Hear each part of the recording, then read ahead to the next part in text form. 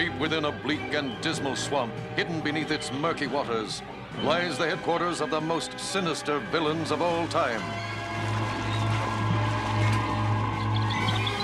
A Legion of Doom.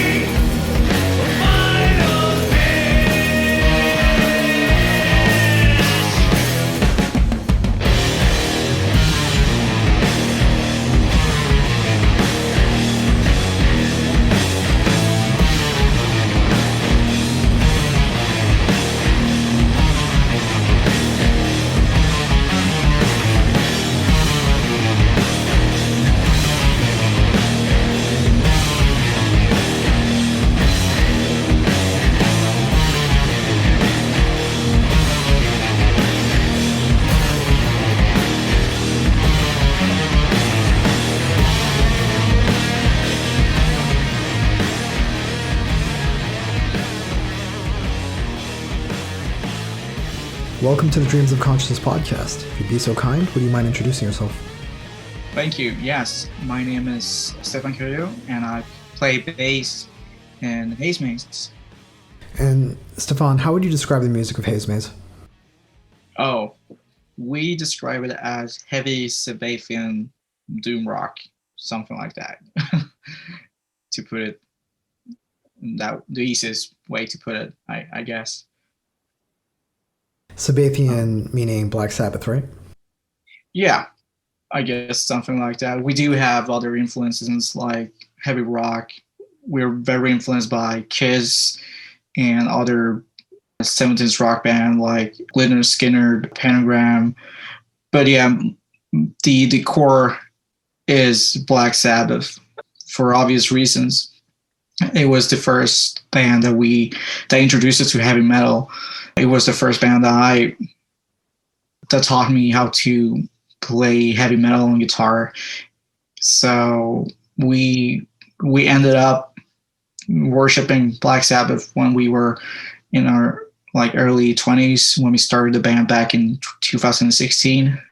It was like rediscovering music again, I guess. But then again, we are also influenced by other of our contemporary bands like Cadaver, Uncle Acid, and there's so many to. But of course, the Witchcraft Graveyard. There's a whole lot of contemporary bands that has influenced our sound over the past 5 years. So yeah, so it's a mixture of all the things that we enjoy from the doom and heavy rock scene. Beyond genres and influences, would it be fair to say that Hazemaze makes slow heavy music? Like the emphasis is on the slower side of things? Well, yeah, that was, well, not always. I would say more repetitive riff music. We do want to have a balanced mixture of slow songs and fast songs as well, and try to balance them out as much as possible. But yeah, doom rock is essentially heavy and slow paced music and very, very, very repetitive. So yeah, I guess slow heavy metal would suffice. You mentioned repetitive. Do you find that repetition is an important element of either doom rock or your own music? Well, the majority of the songs that we play are repetitive, like not all the time, I guess, but if the riff is good, we try to find ways to go back to that riff, or perhaps do an alternative version of that riff within the same song. But it's riff driven music, so the tendency of reusing that riff is essential, I would say. So yeah, it's really important. Can you tell people a little bit about the history of the band and how the three of you got together? Oh yeah, of course. We started back in 2016. The spring of 2016. It started, me and Nils, the drummer, we played in another band, but it wasn't happening that much.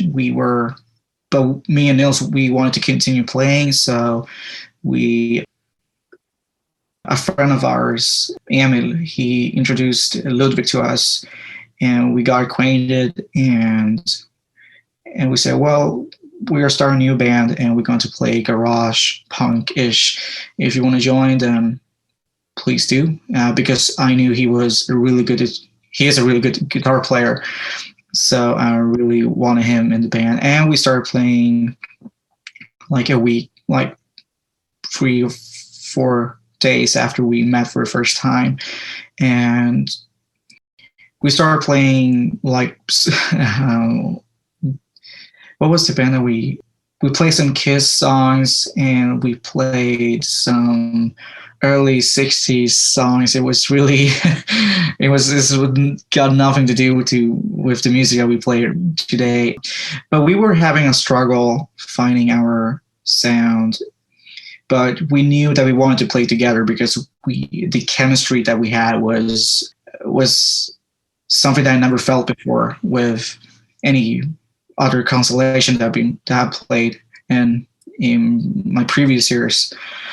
So we started to listen. Ludwig started to show me a lot of like 70s band because I was really disconnected from that genre a lot because I was more into punk and hardcore during that time, and of course garage rock.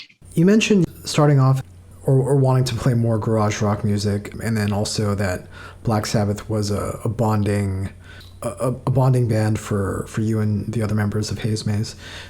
When did the type of music that you eventually started to play, when did it become clear that that's what you wanted to make? Well, it was like we released the first EP back in 2016, the same fall, but we weren't content with how it came to be. We didn't have like a clear voice, and we didn't know what to do actually, to be honest. It wasn't like on the brink to, well, for me at least, I wasn't that sure if this band would even survive a year. But then Ludwig wrote the riff to Wall of Confusion, and that was perhaps the defining moment in our band that helped us find our sound, something like that. And then after we wrote Wall of Confusion, which is the opening track on our self-titled record, we started to understand our music better, and the riff and the music just came along and just happened naturally. So I would say, yeah, Wall of Confusion was the song that really helped us develop the sound that we have today. And we are really blown away still that people like the song still. So we're pretty proud of that song and that record as well, even though with this new record, or like these two records that we released prior to that, it's the antithesis to that, but people still enjoy it, and I guess we did something right with that record. So yeah, pretty much it. You went on to record your self-titled album, which you released in 2018, and then you followed it up at the end of 2019 with Hymns of the Damned.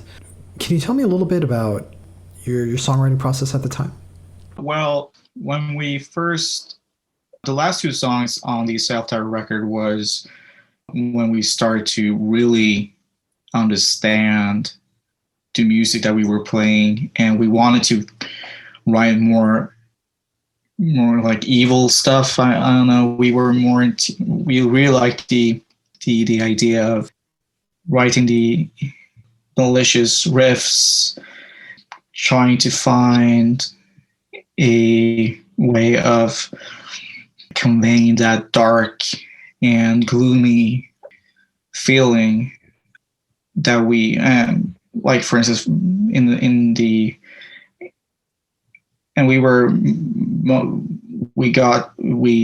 started listening to a lot of traditional doom metal, like Saint Vitus, Cathedral, and we wanted to get more into that because that was the music that we really enjoyed, and we were starting to get into that direction. And we recorded Hymns of the Damned. We said that we had to write the heaviest riffs that we can. So it was really, we put a lot of emphasis on writing riffs, and that helped us to create that that feeling of occultness, of the occult. But we didn't want to get like too into the occult because we're not that much into it, but we like the idea. But we for that record, the Hymns of the Damned, we were really inspired by Church of Mystery.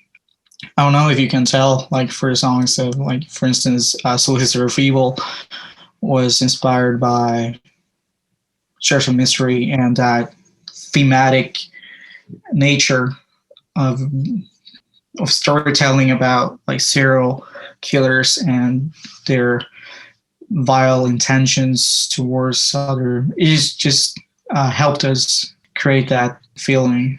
So in terms of coming up with riffs, do you and Ludwig come up with riffs individually and then bring them to the group, bring them to band practice, I guess? Or do you guys start off with jams, or do you individually try to come up with riffs and arrange songs? Yeah, more or less. Sometimes I have a riff and I either record on GarageBand or record on my phone, depending on how like inspired I am. And Ludwig does the same, and we just either just drop it on like Dropbox or anything so that everybody can listen to it. And then when we go to practice, we try out riffs and see if it works. So it's mostly just a combination or a mixture of different riffs that will turn into a song. Sometimes I have a intro riff, verse, and chorus. Sometimes I only have the chorus. It depends. But we try all of the riffs at practice together with Nils, because we jam the songs together to see if it really works or not. It's not like Ludwig just write a whole song and then we have to adapt to that arrangement. All of the arrangements we do during practice together, and that's what we've been doing like for the past 5-6 years. And in that way, we can create that dynamic within the band, and we record everything live as well. So that's basically the process of our songwriting.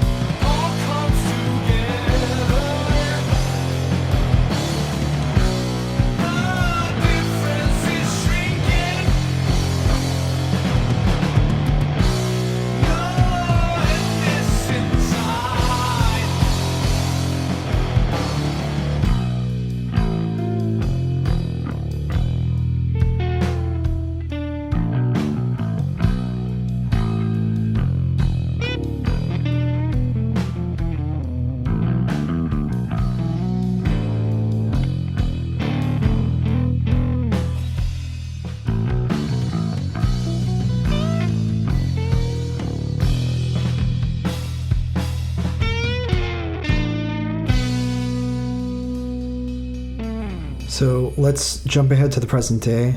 You have a new album that's coming out on January 28th.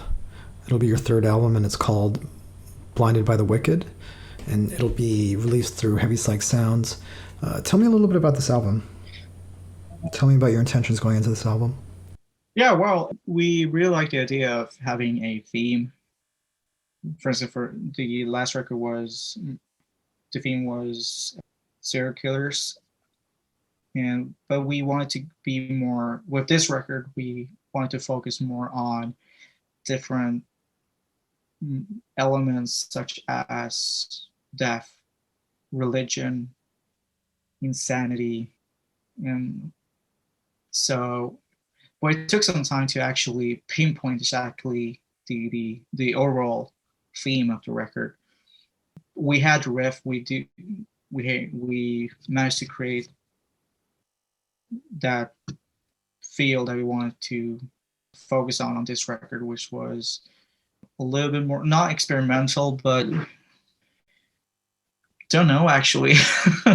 It was a long time ago we talked about this, how it came about. But when did you start working on the album? Oh, we started working, I guess, we released the record on Hymns of the Damned on November 2019. So 2020, we started to write some riffs, and I believe the first song that we managed to write like completely was In the Night for Dark. I can't remember the title.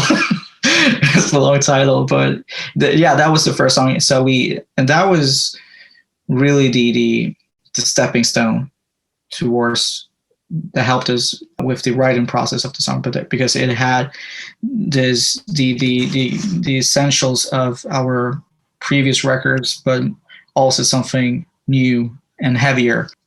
And we tuned down to C standard, which helped us a lot because we were having writer's block. Everything that we wrote was sounding more or less the same as Hymns of the Damned, and we tried to tune it down to C standard, and that worked as magic. So that really helped us develop the record. So the songs after that we wrote Ceremonial Aspersion, and then we had a break. Then we did the Black Sabbath tribute record because we felt that we needed more time with this record. And so the last songs were finished like a month before we planned to enter the studio. So it was a weird writing process because when the pandemic started, we didn't have any, we were a little bit like disoriented. We didn't know what to do. We tried to keep ourselves motivated, and Ludwig became a father, so he needed more time to be with his newborn child, and I started a new band. So it was a weird time, but we managed to finish the record, and we really pleased with what we managed to create in such troubled times. And that perhaps affected the tonality of the record, Blinded for the Wicked. And Blinded for the Wicked is about leaders that leads to blind and corrupts the weak-minded. And we can see that a lot of, like, for instance, in the news, like within politics, especially during the pandemic, with all of the misinformation, so on and so forth. Perhaps not in the same sense as cult leaders, but I would say there is some connection there. So it has some contemporary links, but it's mostly based on previous events in history where cult leaders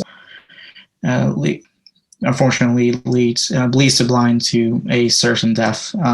So it's pretty pretty melancholy and sad, but it helps us create the sound that we are now really proud of. So yeah.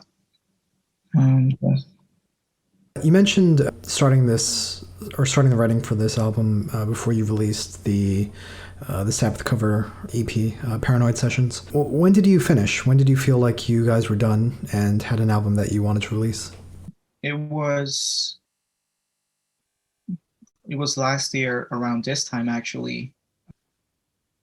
We had about 6 songs, and then I wrote the last one, the majority of the Malevolent Invader, which is the last song on the new record, because we wanted to have a really good closure song. And I was listening to a lot of Uncle Acid, and actually I forgot to mention Uncle Acid's record My Control was the record that actually inspired the song title and the artwork as well. Don't know if you see any resemblance. Have you seen the artwork for Mind Control by Uncle Acid and the Deadbeats? There's like, I know I'm not actually that familiar with them. oh, okay. Well, they have like a mountain, like in the middle of the artwork, and so, and I believe it's something to do with a cult or something. So that helped us. But back to the song. When we wrote that last song, we felt that we have a red line. We felt that the songs that are on the record are balanced. They're not too familiar to one another. It is some sort of a antithesis to the other one, because that's what we want to do. We don't want to write the same record all over again, because that was something that we had a lot of trouble making. We didn't want to write another Hymns of the Damned record. We wanted to do something different. And what would you say makes this album different? I would say that the songwriting is a bit more mature. The riffs and the lyrics are, there's more thought behind them, because for this record we had collectively, me and Ludwig, we had more than 100 riffs to choose from. So we really picked the best riffs that we could. But we didn't write the instrumental song. That was Neil's, actually. So that's his baby. So when we felt that we were content with the balance between the songs, we felt, well, if we take more time to write more riffs, and if we start to pick on details, the record will not be finished, and we will end up not having a record. So we booked the studio and we just recorded the songs, and we said, it is what it is. If we are content, throw the dice and see if it works. But we are still proud of the record. But I feel that if you pick on details too much, the record will most likely fail. In my opinion, because we have songs that we work on too much, and then all of a sudden we feel that, no, this song sucks, so we just drop it. So the more you pick on details, the worse it gets. So yeah. You mentioned doing the Sabbath covers after you'd already started writing this album. Did doing those covers and recording that EP help you with the writer's block that you mentioned? Yeah, because we were having a writer's block, and we wanted to do something more concrete, and then we just felt, hey, Paranoid is turning 50 years, so why not do record some covers, and we've been wanting to record some covers for a long time, and we just took the opportunity and we made it into a small EP, and that helped us be more productive and get more used to recording in a studio, because we felt that we were losing that experience or that feeling. So it actually helped us be very efficient during the recording of Blinded by the Wicked, and not much stylistically but more of the productiveness and efficiency, I would say, helped us a lot when recording the new record. Sometimes learning covers or playing covers can be instructive in terms of ideas of arrangements and seeing how certain things work and why certain things are effective. Did you learn anything from doing those Sabbath covers? Did you come away with a new appreciation of the way Sabbath puts songs together? Oh yeah, definitely. We studied the record as much as possible. We didn't want to do that much rearrangement. We feel that the songs are perfect as they are. We might did some modifications just to make it easier for us because there's a lot of jazz influences and some other like details, but we just want to stick with the originals. The only thing that we did with, like for instance, the Electric Funeral, that we added the organ because we felt that needed that extra, because it is about some death, and actually that helped because we wanted to incorporate the organ on the new record. So that was a learning process for us to see how we would be able to work with a new instrument that has not been added before. So yeah, but of course we have graduated the Black Sabbath Academy. We have listened to a lot of Black Sabbath. So we didn't actually listen to a lot of Sabbath for this record. But it is like, it's a part of our DNA. So we don't have to listen to all of the classics. It's just there. So I guess that's a good thing. So right now, we just listen to other things like blues and other types of doom metal, but of course the arrangement of Paranoid helped us understand how to write really proper heavy rock songs, combining different types of beats, tempos, the correlation between different riffs and so on and so forth. So yeah, in that way it helped us in the songwriting process to understand music better, I guess. It's a phenomenal. Paranoid is a phenomenal record. It's all killer, no filler. We wanted to do the whole record, but it wouldn't be. That would have been taking a lot of time. But we choose the songs. Well, a little bit of filler, right? Like I think I can do without hearing Rat Salad or Fairies Wear Boots. Yeah. That's just me, though. Maybe that's heresy.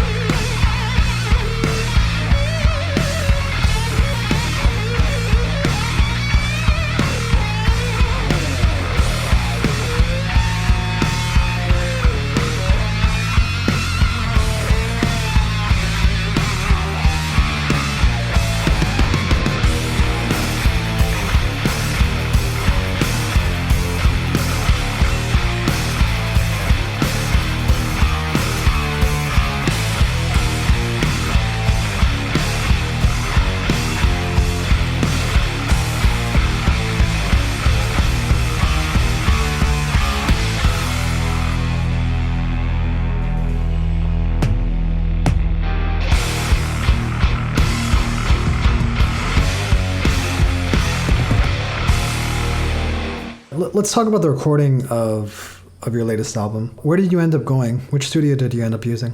The plan was to record the whole thing in Studio Humbucker in Stockholm, together with Robert Passion, who has recorded bands such as Imperial State Electric. He was a previous member of the death metal band Death Breath, and he recorded the latest Deadlord record. So we wanted to record with a new producer, and he was really into. But the unfortunate thing was we didn't have the sufficient fundings to pay for all the studio cost.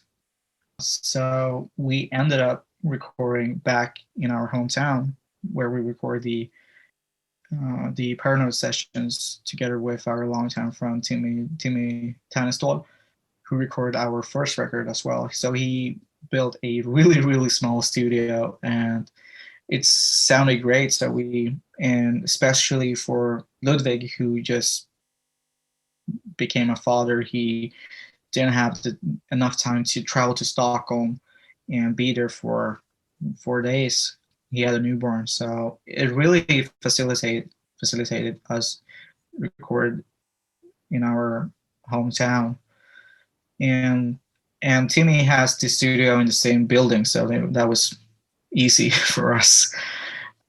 The only thing that was a little bit hard was we started recording on late evenings, like 8 o'clock until 3 a.m. So it was like not the ideal working hours, but that was the only time we had. So, but Robert Passion ended up mastering the record, and it was the perfect match. The mix that Timmy did along with Robert Passion was something that blew our minds. Like when we got the masters and everything, it was like this is like fucking huge. So do we sound like that? It was like it was great feeling to get the masters and the mixing. So yeah. So I think people listening to this podcast will be familiar with Robert Passion from Death Breath and Death Witch, and some of the more extreme metal bands that he's been involved with. Why specifically him? What was it about his work that made you guys want to work with him initially as an engineer, and later on to have him master the album? Well, mostly because I myself am a huge fan of Robert Passion as a guitar player, but also as a producer.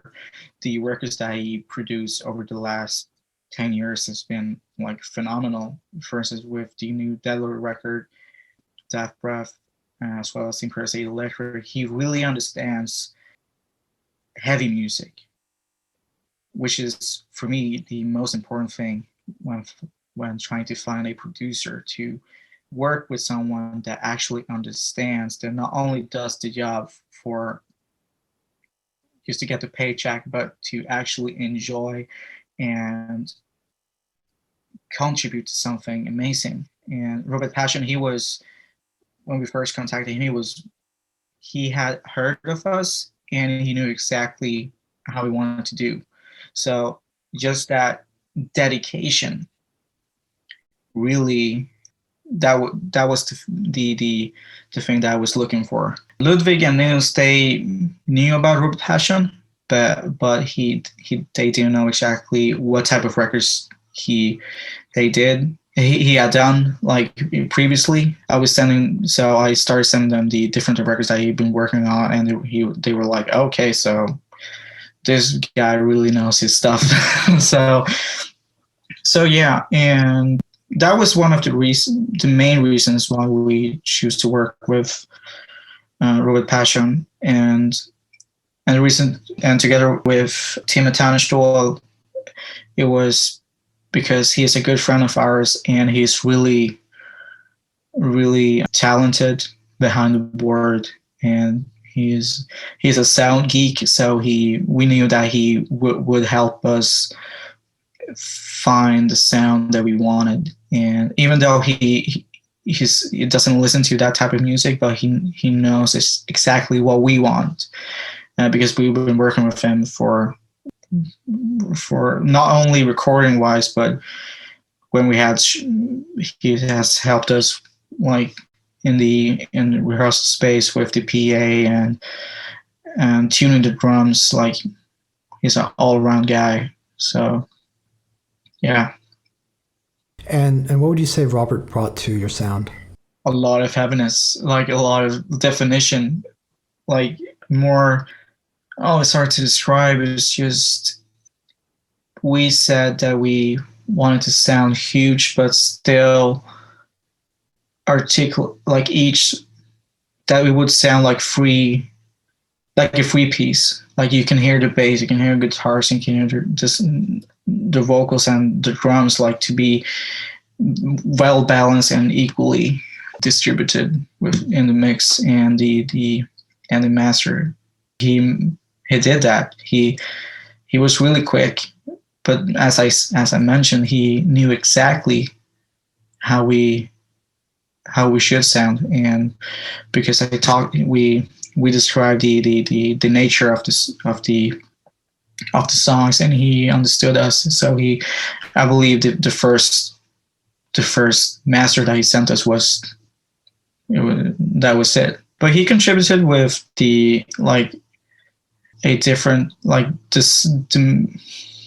sound that we wanted for a long time, that really to heaviness, like smack in the face type of sound. That was something that we were longing for a long time. Still, yeah, we are pleased with the other mix that on the previous records, but there's something with this record that really represents the new chapter in the band's history, and especially becoming a part of Heavy Psych Sounds records, that we, with the help of the mix and the master, that we really can show that we are for real, that we have a really good record that sounds really, really heavy and good, and it's not like, it's articulate.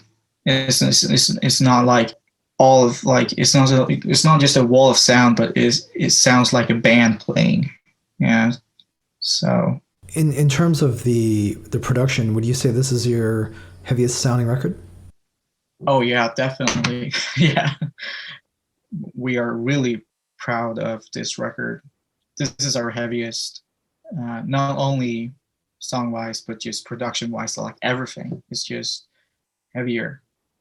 So, and that's a good thing. Like, when you're going to release a new record on a new label, that you can offer something fresh and not new, like you're not reinventing the wheel, but to offer something that is a little bit fresh. And that's really important for us as a newcomer and on this label, that we can show that we're really into it, and that we can offer something of high level. So we just hope that people will enjoy the record and support us in these troubled times. So yeah. As you mentioned, this will be your first release for Heavy Psych Sounds. How did you guys end up signing with them? Well, we've been wanting to get on the roster for a long time, but we didn't feel that we were on that level yet, because there were a lot of bands that's like Brand Bjork, Mondo Generator, like, and High Reaper, like a lot of bands that we really, really enjoy. So perhaps it's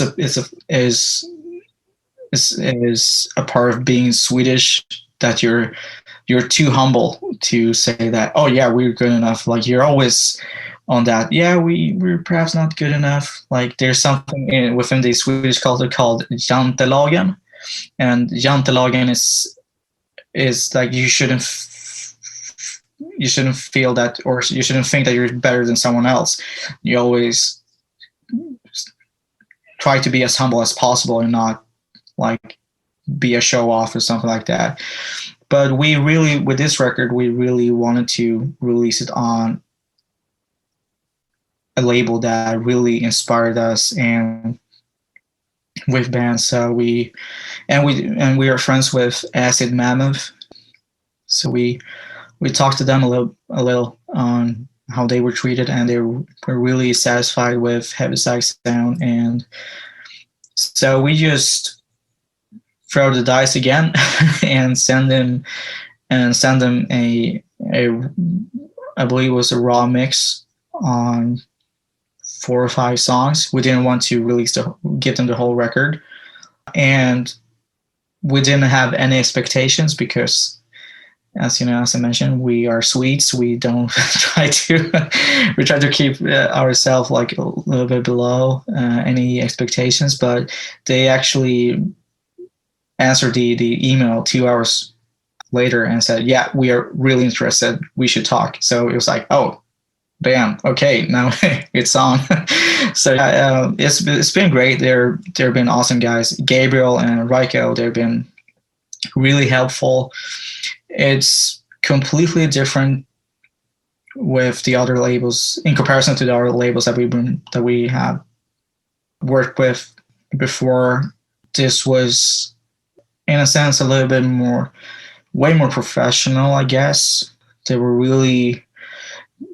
thinking more like, the numbers were bigger, of course, but it actually helped us because we weren't used to this type of deal, as we had a lot of like planning before we got into Heavy Psych, but we were really satisfied. We knew that with Heavy Psych Sound, we would like perhaps get more into that radar that we wanted to get, like to get more recognition, and because we felt that this record is the best that we can do, so we really want to give it to a label that can help us like get to the next level, and I guess Heavy Psych is doing really well with us, so we're really pleased with our collaboration with Heavy Psych Sounds. They really understand us, and they're really helpful. Just all around awesome guys. Just out of curiosity, the rough mix that you sent them, was that what Timmy had recorded before Robert had mastered it? Yeah, we did like I believe that Timmy did like a small master just to give them like not too. It wasn't the raw files. It was more like the first mix, but that was like more or less okay to send. But then we sent them the whole record, and they said, "Well, this is really good, so let's collaborate." So yeah.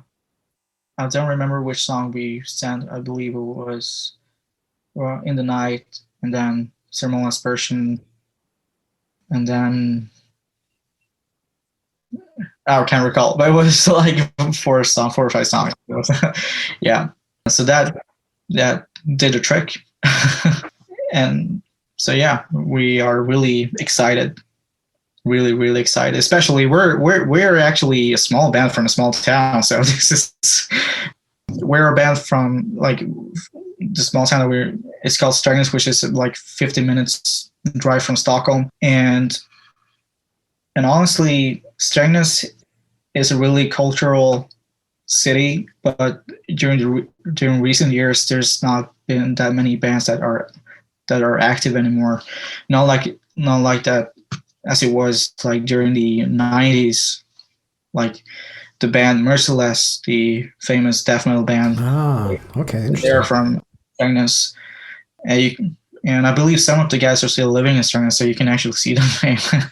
And some of the some punk bands like Swedish and Diasalma, which are Diasama. legends. Yeah. Yeah. And I see the singer all the time, like in town when like every time I'm there, you see him strolling around. It's nice guy. So, like I mentioned, it's a small town, but we are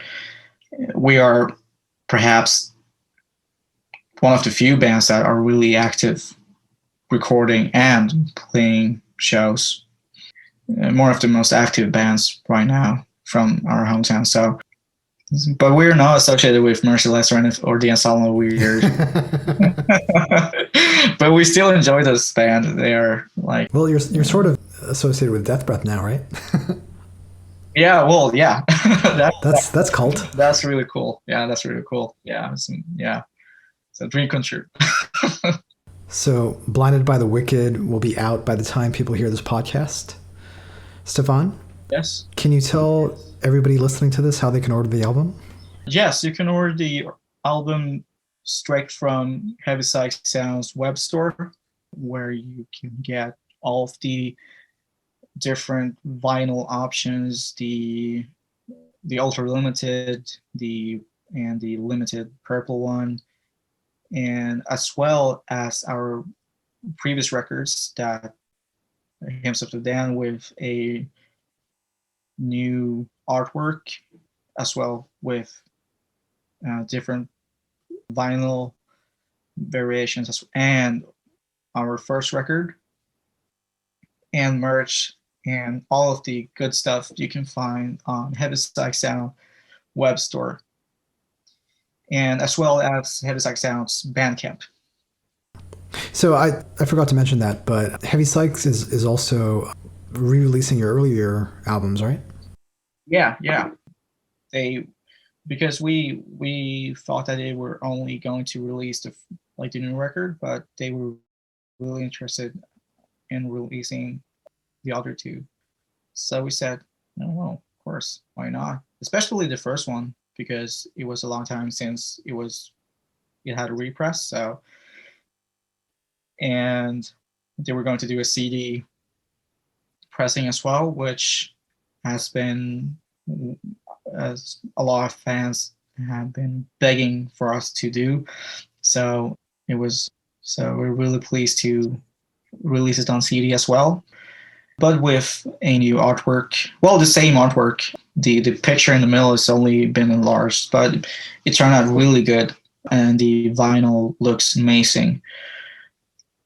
And as well as for Hymns of the Damned, I believe this color is sort of like a turquoise green, something like that. So yeah, so now you can get if you only have the red one and the black one, now you can get the green one. So for the complete collection. So yeah. So we're really pleased that they wanted to do the reissues as well. Yeah. And if people want to follow Hazemaze online and keep up to date with what you guys are doing, what's the best way to do that? We're mostly active on Instagram, where you can find us. Just type in Hazemaze Band. We're also on Facebook, facebook.com/Hazemaze Band. You will find us there as well.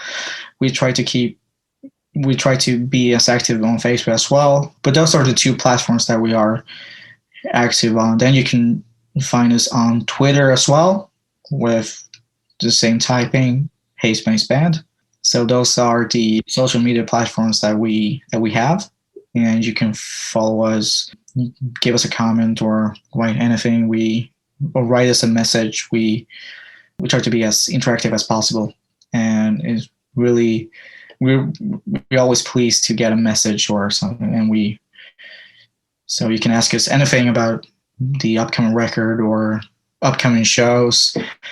Yeah, and about that, we are going to play on the Heavy Psych Sound Fest in Austria, in Switzerland, and supporting Elder and High on Fire, Mondo Generator, Acid Mammoth. So if you live nearby Switzerland or Austria, head down to the Heavy Psych Sound Fest in June. So we will be there.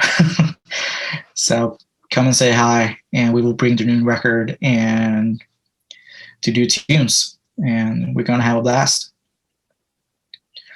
Very cool. Is there anything else you want to say?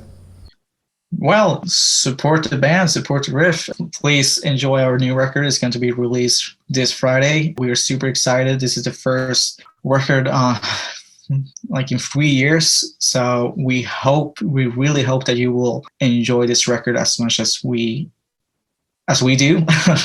So yeah, so if you want to support us, and the label, just buy anything, buy a CD, merch, or the vinyl, and just keep it heavy and keep on doing. Yeah. Cool. Thanks, Stefan. Thank you.